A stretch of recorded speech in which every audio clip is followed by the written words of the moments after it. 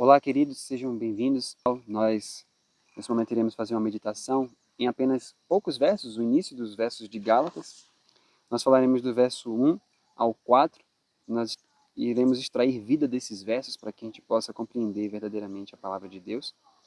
E nós queremos pedir que você possa orar junto conosco nesse momento. Iremos fazer uma oração e nós iremos abrir junto com vocês a palavra de Deus para que a gente possa extrair vida dessa palavra. Que você possa nos acompanhar nesse momento. Oremos. Querido Pai Celestial, nós te agradecemos pelo privilégio que temos de podermos falar de Sua Santa Palavra. Pedimos ao Senhor que Teu Santo Espírito, Pai, possa falar através de nós. Seja conosco, que essa meditação, Pai, traga vida para aqueles que a ouvem, que possamos viver toda a palavra que sai da boca do Senhor. É o que pedimos e agradecemos em nome de Jesus. Amém. Gálatas capítulo 1 diz assim: Paulo, apóstolo não da parte dos homens, nem por homem algum, mas por Jesus Cristo e por Deus Pai que o ressuscitou dentre os mortos, e todos os irmãos que estão comigo às igrejas da Galácia. Graça a vós e paz da parte de Deus Pai e do nosso Senhor Jesus Cristo. Bom, quando a gente lê esses versos, naturalmente a gente pensa que seria apenas uma saudação de Paulo às igrejas, né? Ou à própria igreja da Galácia. Mas como é que a gente pode ler esses versos e extrair vida só desse início aqui do livro de Gálatas? Sim. É interessante que antes da gente comentar isso, a gente vendo aqui, quando o Wagner fala, ele fala se a gente entendesse só esse início, essa primeira sessão aqui, ele fala assim, se estudássemos essa sessão reduzida, com tal diligência e fervor, como se fosse o único texto santo disponível, nossa fé, a nossa esperança e amor seriam infinitamente fortalecidos. Então, realmente, não é apenas mais uma saudação, não é apenas mais uma letra da Bíblia, assim, morta que a gente só fala, assim. Isso. Mas é isso que é lindo, que essa mensagem vem trazendo uma luz para duas palavras, simples frases assim, na Bíblia, que a gente já vê uma grandiosidade em um verso, como estava falando aqui. Que essa graça e essa paz não é apenas uma saudação que você pode chegar para o seu irmão, meu irmão, graça e paz. Isso aqui, quando a gente entende essa mensagem da justificação pela fé, a gente vê que Deus, ele fala na Bíblia de uma forma pessoal com a gente, de uma forma íntima. Assim, ele está falando comigo, uma forma individual. Quando ele está falando aqui, é Paulo que está escrevendo, mas é Deus que está falando através de Paulo. Então, a gente lembrando lá do Gênesis, quando Cristo falava, quando Deus falava, haja luz e houve luz, a gente já vê que a palavra de Deus é uma palavra criativa. Então, não vai ser diferente aqui. Igual eu estava dizendo aqui, que estava falando desse texto, né, que Paulo estava dizendo, Wagner fala assim que é verdade que cada escritor conserva sua própria individualidade, uma vez que Deus escolhe diferentes homens para fazer obras diferentes, mas sempre é, e em cada caso, a palavra de Deus. É Cristo falando de forma individual e de forma direta. Ele usa os seus mensageiros para falar de uma forma individual, cada um com o seu jeito de falar, mas ele fala. E quando estava dizendo aqui, falando isso, que Deus ele estava falando isso para mim. E o que é essa graça? O que é essa paz que ele está querendo dizer? Wagner também fala que o Senhor ele nunca formula elogios vazios, só mais uma frase na Bíblia para enfeitar. Fala aqui que sua palavra ela é criativa e aqui achamos a forma imperativa ampliada por Deus para crer por meio de sua palavra. Então a gente deve crer no que falou.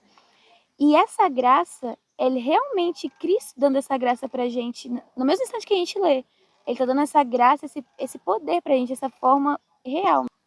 Sim, de fato, e a gente percebe um detalhe aqui, por exemplo, quando a gente vai para o livro de Colossenses, no capítulo 1, no verso 19, ele diz assim: Porque foi do agrado do Pai que toda a plenitude nele habitasse, em Cristo. Verso 20: E que, havendo por ele feito a paz, pelo sangue da sua cruz, por meio dele, reconciliasse consigo mesmo todas as coisas, tanto as que estão na terra como as que estão nos céus. Então, na verdade, essa paz que ele está dizendo assim, graça a vós e paz, ele de fato está falando de uma forma criativa, no imperativo, que haja paz em você. Só que essa paz só é possível, não assim, Deus simplesmente chega e fala assim, existe alguma paz. Não, que paz é essa? Ele diz, a paz que vem pelo sangue da sua cruz.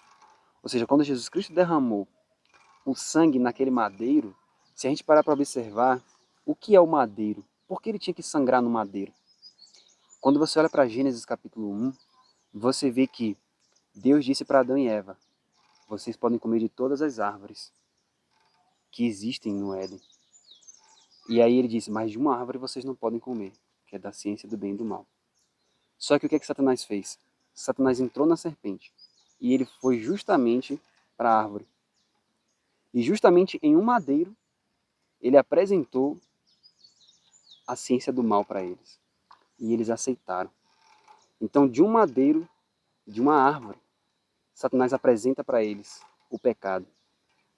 E o Filho do Homem diz assim, ó, ele, assim como Moisés levantou a serpente no deserto, importa que o Filho do Homem seja levantado. A serpente foi um animal que estava no madeiro, em Gênesis também. E Jesus Cristo foi levantado, sendo colocado como aquilo que estava no Éden, que era o pecado no madeiro. Então Jesus foi levantado em um madeiro, para que através do derramamento daquele sangue que estava pagando o preço de todos os pecados, a paz que deixou de existir quando ela comeu aquele fruto dado pela serpente, essa paz pudesse entrar agora novamente em nós. Então, Jesus Cristo, através do sangue da sua cruz, ele traz essa paz, porque a Bíblia diz que o que é que tira a paz entre Deus e o homem? O que é que afasta Deus do homem? Pecado. Então, quando Jesus Cristo se torna pecado ali, quando ele é levantado no madeiro, e ele é rasgado, Deus estava rasgando ali a inimizade que existia entre nós e ele. E quando ele rasga essa inimizade, não existe mais inimizade entre mim e Deus, aí existe paz. Então, quando Deus fala assim, ó, graça a vós e paz, o que ele está dizendo é, não há mais inimizade entre eu e você, no exato momento que você está lendo a palavra. Amém. Amém. Louvado seja Deus por Tudo isso. já está pronto, né? Realmente agora é a gente crer mesmo nessa palavra. Que isso já foi real, Cristo já fez, digamos, toda a parte dele. E agora o que é a nossa parte fazer é crer nisso, receber essa palavra, receber essa bênção que ele está entregando. É igual o Wagner falando aqui, dando um exemplo que se a gente vai comprar alguma coisa, porque a gente teve interesse naquele artigo ali, a gente vai e compra. E a gente vai, já paga, deixa tudo certinho. O vendedor que está vendendo pra gente, ele não vai simplesmente, não tem o porquê dele reter esse artigo que a gente comprou. A gente já comprou, já tá ali pronto pra gente. E não é certo ele reter, ainda sendo que a gente já pagou, já tá pronto ali. Cristo, ele já preparou, ele já comprou todos os nossos pecados, ele já deixou tudo pronto, já comprou nós como dele. E a gente não deve reter mais, a gente não deve roubar de Deus algo que já é dele, sendo que já pertence a ele. Já é dele. Ele já comprou nossos pecados, ele já nos comprou e já nos purifica no sangue dele, no madeiro. Então não tem por que mais a gente ficar retendo ainda. É crer, receber a palavra, receber a bênção que agora é falada pra gente, né? Perfeito. E isso que você falou é justamente o último verso, né? Que é o verso 4, que ele fala assim, o qual se deu a si mesmo por nossos pecados, para nos livrar do presente século mal, segundo a vontade de Deus, nosso Pai. Então, de fato, né, aqui a gente vê essa troca. Ele se dá a si mesmo por nossos pecados. Então, na verdade, o que Deus está dizendo é, você vem até mim trazendo os seus pecados, eu recebo os seus pecados, e eu tenho algo a te dar. E o que é esse algo? Cristo. Cristo. E só tudo de bom. Ele, Exatamente. o caráter dele, né? Exatamente. Na verdade, quando a gente vê Moisés ali, né, no monte, quando Moisés olha e ele fala assim, Deus compassivo, clemente, misericordioso e tal, tudo aquilo que Moisés viu, Deus está dizendo assim, ó, eu te dou agora em Cristo Jesus. Agora. Né? Então você vai ser misericordioso, você vai ser clemente, longânimo, paciente, benigno, cheio de bondade e misericórdia. Por quê? Porque não existe mais inimizade entre você e Deus. Né? Quando você entregou a Deus os seus pecados, você recebeu Cristo no lugar dos seus pecados. Amém. E assim como o pecado me dominava, então, quando o pecado falava, faça isso, eu fazia. Agora eu tenho outro Senhor. Não é mais o pecado. O pecado não vai ter domínio mais sobre nós, né? Romanos 6,14. O pecado não terá domínio sobre vós. Por quê? Porque agora não é mais a minha velha carne, não é mais os meus pecados. É Jesus Cristo habitando na minha carne. Então ele vai me dar poder. Então houve uma troca. E quando há essa troca, ele diz que ele vai nos livrar de quê? O presente século mal. Exatamente. Mas esse presente século mal, então, ele é o que está ao nosso redor? Como é que a gente pode compreender esse presente século mal? O presente século mal é o que está dentro da gente, né? O nosso eu. Porque, como a gente estava estudando antes, que o presente século mal, muitas pessoas veem que é o mundo. E, de certa forma, é. Mas tudo que está no mundo, todas as atrocidades, todo egoísmo, inveja, maldade, todas essas coisas ruins, tudo isso tem no nosso caráter. Todas essas coisas horríveis, essas atrocidades que acontecem, que pessoas praticam, elas não são diferentes de nós. A gente tem os mesmos defeitos de caráter que elas têm. Então, Cristo, ele quer livrar a gente realmente do nosso próprio eu, do que está nos escravizando a todo esse tempo. E igual você falando, eu lembrei de uma parte do livro Graça ao Pecado que fala que assim que como era fácil a gente viver essa vida de pecado, como era normal pra gente, alguém falou alguma coisa comigo que me irritou, eu me irar, eu senti raiva daquela pessoa, alguém fez alguma coisa, eu ficar tendo ruins suspeitas, da mesma forma que era fácil eu sentir essas coisas, agora eu aceitando o que Cristo ele tem feito por mim, aceitando essa graça, essa paz, que não apenas é mais uma saudação, mas realmente a palavra dele, a palavra criativa, que vai realizar aquilo em mim, vai ser fácil, vai ser natural eu realmente viver em novidade de vida e andar com Cristo. Vai ser algo normal, tranquilo, não vai ser essa coisa, eu tenho que me forçar para eu não pensar mal do próximo. Porque quando a gente aceita isso, quando vem essa graça, essa paz, quem é a paz? É Cristo. Cristo. Cristo, ele é a personificação da paz, ele é a pessoa, a paz é ele. Então, ele vem para mim por meio do Espírito Santo. Então, ele vai viver em mim. Então, vai ser natural, porque Cristo vai estar agindo, Cristo vai estar vivendo. Então, realmente vai ser uma outra vida. Vai ser normal viver em novidade de vida. A graça abundou, né? Superabundou. Superabundou, de fato. Essa questão também quando você falou, né, que é de fato, é dentro, né, o presente século mal, em Romanos capítulo 12 ele fala assim, ó, e não sede conformados com este mundo. Em algumas traduções diz assim, ó, não vos conformeis com este século. Só que quando ele fala isso, naturalmente, se a gente pensar que o século mal está fora, então eu não tenho que me conformar com esse mundo, as coisas que estão fora e tudo isso, então eu vou reformar o mundo. Só que na verdade, olha o que ele diz. Porque ele diz assim, ó, não sede conformados com este século, né, com este mundo, mas sede transformados pela renovação da vossa mente. Então, na verdade, este século que precisa ser transformado, que precisa ser vencido, é a minha mente. Né? Eu preciso ter a minha mente transformada. Por qual motivo? Para que experimenteis qual seja a boa, agradável e perfeita vontade de Deus. Então, se a minha mente, ali é onde está o presente século mal, por quê? Porque quando a Bíblia mostra o presente século mal, as coisas que existem, Jesus diz assim, ó, do coração procede isso. Do coração que procede os homicídios, os adultérios, fornicação, impureza, tudo isso procede daqui. E por isso que ele diz, não é o que entra que contamina o homem, ou seja, não está exterior o mal e entra. Interior. O mal está saindo de dentro. De dentro. Então, o que o homem vê, o que é visível, na verdade, é porque está saindo de dentro do homem. E isso que consiste o presente século mal. O presente século mal nada mais é do que aquilo que está dentro de vários homens sai deles. E aí você consegue enxergar o que é aquilo. Sim. Então ele diz, você quer sair do presente século mal? Transforme sua mente. E como é isso? Tendo a mente de quem? De que uma única mente que é uma mente pura, que é uma mente que não tem tudo isso, não tem essas atrocidades, não tem esse século mal. A mente de Cristo. Exatamente. Agora, eu posso receber a mente de Cristo sem ter o próprio Cristo? Não tem como. Não tem como, é Não tem como impossível. a mente só vir e não vir ele. É um pacote completo. Ele vem junto com a mente dele. Vem Exatamente. junto. Mas aí alguém pode perguntar assim, como que eu posso receber a mente de Cristo? Será que eu posso ir lá e pegar a mente dele e botar na minha?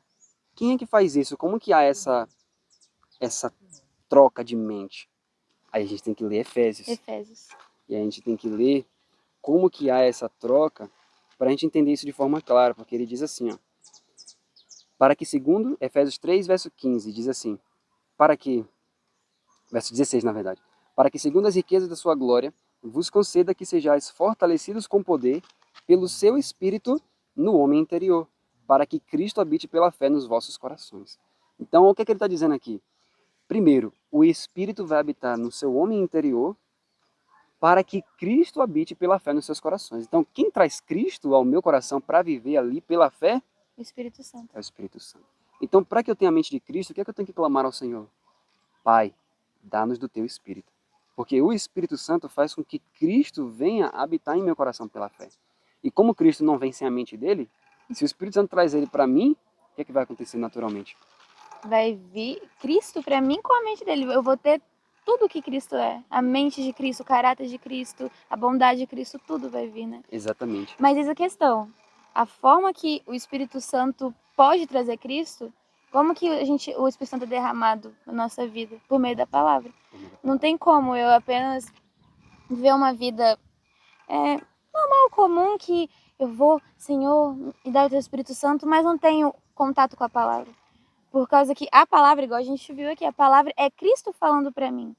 Não tem como eu querer o Espírito Santo sem saber como que ele vai vir para mim, como que Exatamente. Cristo vai falar isso comigo. E é por meio da palavra, pelo diligente estudar da palavra das Escrituras, que o Espírito Santo pode vir no meu coração, pode vir trazer a Cristo. Então é orar pedindo pelo Espírito Santo, clamar as promessas, que essas promessas são criativas, essas promessas realmente realizam aquilo que elas falam, e realmente orar, clamar por isso, ler as palavras, e assim o Espírito Santo vai trazer a Cristo, né? O caráter de Perfeito. Cristo. Exatamente. Então, tem um momento ali em João capítulo 6 que as pessoas seguem Jesus, né? E aí elas vão procurando Jesus, falando assim: Senhor, onde é que o Senhor estava e tudo isso?